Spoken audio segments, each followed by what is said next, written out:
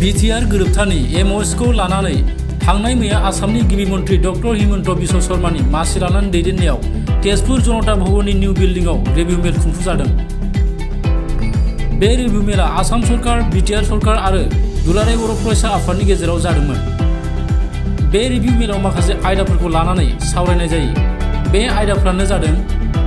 BTR आव आरोबाव गोदानै गोबां गामिफोर सोसनबावनाय, बारग' NDBफोरनो आबुङै अनसुंथाइ होनाय, BTR गोरोबथानि 5.3 दफा बायदियै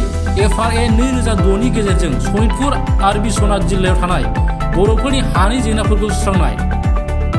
कार्बि आंलं आरो दिमा हासावआव थानाय बर'फोरनि STH मोनथाय होनाय, 6.3 दफा बायदियै बर' बिजोंनि फरायसालिफोरखौ प्रभिन्सियेलाइज खालामनाय, बर' बिजोंनि आलादा डाइरेक्टरखौ आबुङै आरो उदाङै खामानि मावनायनि गोहो होनाय, BTRनिफ्राय माखासे अफिसार आरो साख्रिआवलाफोरखौ सोलाय-सोल' खालामहरनाय, BTRआव नांगौबायदि गोदानै साख्रिनि मासि सोरजिनाय आरो लांदां जानानै थानाय मासिफोरखौ थाबैनो आबुं खालामनाय, गोरोबथानि थांखि आरो सानस्रि बायदियै बड'फा उपेन्द्रनाथ ब्रह्म सेन्ट्रेल इउनिभारसिटिनिफ्राय जागायनानै